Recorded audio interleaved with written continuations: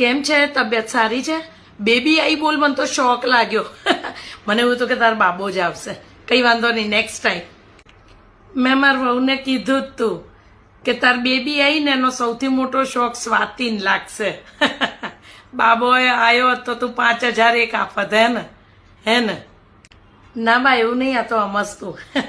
ચલો આપણે તો એવું માનવાનું ઘરમાં લક્ષ્મીજી આયા. ના ના બેટા, લક્ષ્મી જ છે ને મારા છોકરાને મારા વહુ પાસે ઘણી છે. અમારા ઘરે તો કાળકામાં ને ચામુંડાએ જન્મ લીધો. મારી કુળદેવી હે કાળકામાં. બરોબર. અને આ જમાનામાં લક્ષ્મીજી કરતા છે ને કાળકા ને ચામુંડા બને ને એવી દીકરીઓની વધારે જરૂર છે. શું કેવું? સાચી વાત છે બા. જલેબી વેચવાની ને દીકરી આવી એટલે. આવો રિવાજ તાર બાએ પાડ્યો લાગે જ નહીં? છોકરો આવે પેંડા, દીકરી આવે જલેબી, નહીં? જલેબી જેવા દીકરાએ થતા હોય જ કા? એટલે દીકરીઓ આવે એટલે જલેબી વેચવી એવું જરૂરી નથી. શું કેવું? નહીં? અમારે તો જમણવાર કરવાનો હોય, 50 આઈટમ રાખવાની જ. અને દાડ તું ક્યાંય બહારગામ ના જતી રહેતી, તાર પહેલી થાળી લેવાની જ. સમજી?